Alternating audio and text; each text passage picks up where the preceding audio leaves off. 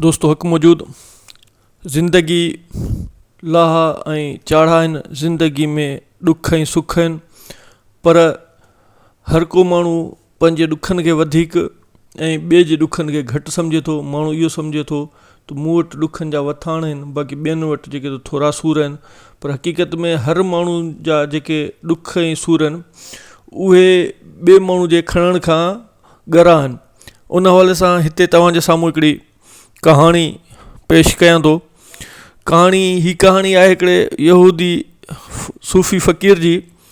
यहूदी फ़क़ीर पंहिंजी ज़िंदगी जे मसइलनि में तमामु घणो वकोड़जण सबबु परेशान हो। हू पंहिंजे ॾुखनि ऐं सूरनि में जेको आहे ॾाढी तकलीफ़ महसूसु कंदो। उन यहूदी फ़क़ीर हिकु राति पंहिंजे दुआनि में ख़ुदा खे चयो त मां इहो नथो चवां त मूंखे ॾुख ऐं दर्द न ॾे। यहूदी फ़क़ीर चयो त मां इहो नथो चवां त मूंखे ॾुख ऐं दर्द न ॾे, छाकाणि जेकॾहिं मां उन्हनि तकलीफ़ुनि जो हक़दारु आहियां ऐं ॾुखनि जो हक़दारु आहियां त यकीननि मूंखे उहे मिलणु घुरिजनि। पर घटि में घटि मूंखे एतिरो चवण जी इजाज़त मिलणु घुरिजे त हद खां वधीक ऐं सहप खां मथे परेशानियूं मूंखे न ॾे। मां दुनिया में हर माण्हूअ खे खिलंदे मुरकंदे नचंदे ॾिसां थो, जॾहिं त मां अकेलो परेशानियुनि में वकोड़ियल आहियां। हर माण्हू मूंखे ख़ुशि नज़र अचे थो, हर ॿियो माण्हू मूंखे ईअं थो लॻे त उहो मूंखां वधीक ख़ुशहाल आहे, पर मां अकेलो ई पाण खे ॾुखनि जी उंदाहियुनि में भटकंदे महसूसु कयां थो। नेठि मूं कहिड़ी ग़लती कई आहे? ए ख़ुदा, मूं त हिकिड़ी महिरबानी कर, मुंहिंजे मसइलनि जे बदिले में मूंखे कंहिं ॿिए इंसान जा मसइला ॾे, कंहिं ॿिए इंसान जा ॾुख ऐं ग़म मूंखे ॾे।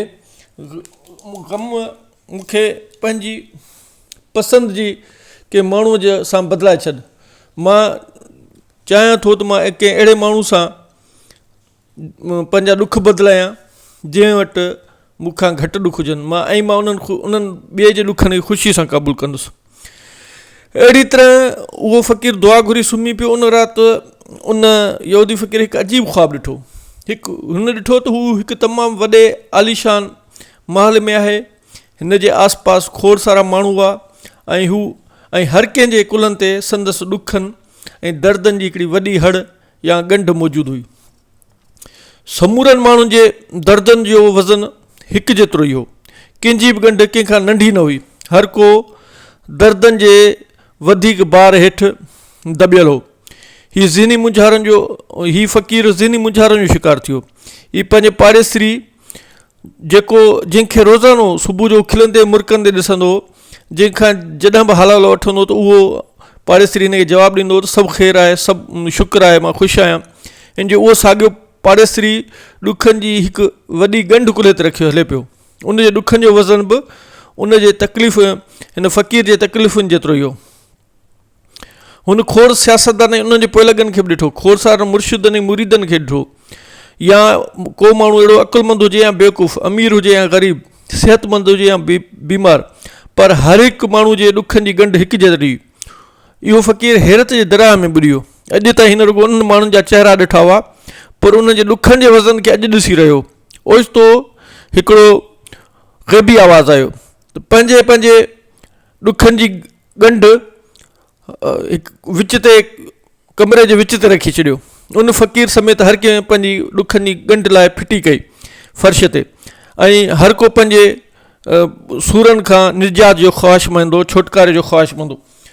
जॾहिं समूरनि माण्हुनि पंहिंजूं ॻंढियूं विच ते गॾु रखी छॾियूं, सभिनी जा हथ ख़ाली थी विया, त पोइ वरी आवाज़ु आयो त हाणे विच ते पियल ॾुखनि जूं ॻंढियूं हर को माण्हू वञी पंहिंजी पसंदि जी ॻंढ खणे।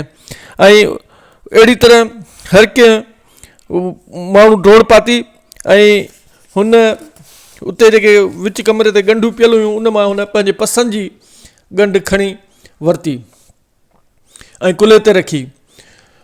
उन करे फ़क़ीर बि यहूदी फ़क़ीर जज़्बाती अंदरि हिन हिकिड़ी ॻंढ खईं, पर हुन जॾहिं उहा ॻंढ खईं त हुनखे ख़बर पई त हिन जेका ॻंढ खईं आहे उहा हिन जे जेका पंज सूरनि जी ॻंढ आहे उन खां बि वधीक ॻरी ऐं वधीक मुंझाईंदड़ मसइलनि जी ॻंढ आहे।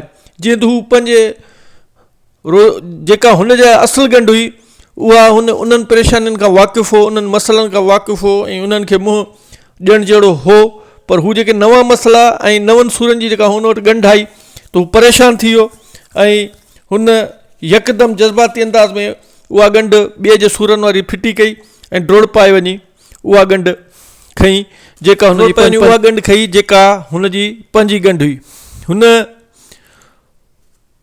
हिन समूरे दास्तान जे पुठियां हिकु सबक़ु लिकियलु आहे। इहो सबक़ु लिकियलु आहे त हर माण्हू इहो सम्झे थो त मुंहिंजा ॾुख वधीक आहिनि ऐं ॿिए जा ॾुख घटि आहिनि, पर ईअं न आहे हूंदो।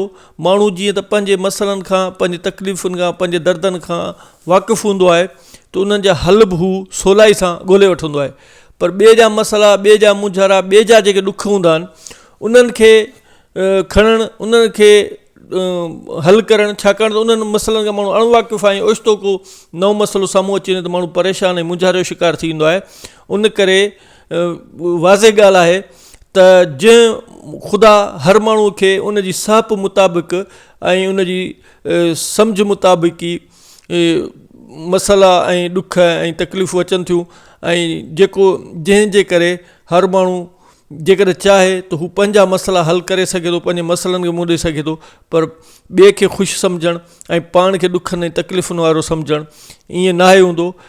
पर हर माण्हू वटि पंहिंजा ॾुख, पंहिंजूं तकलीफ़ूं ऐं पंहिंजा मसइला आहिनि ऐं उहो माण्हू पंहिंजे मसइलनि खे पाण ई हल करे सघे थो। दोस्तो, ही हिकिड़ी सबक़ु आमोज़ कहाणी आहे त ज़िंदगी में लाहा चाढ़ा ऐं ॾुख अचनि था ऐं उहे ई ॾुख ऐं उहे ई सुख भला आहिनि जेके असांजा पंहिंजा आहिनि। महिरबानी।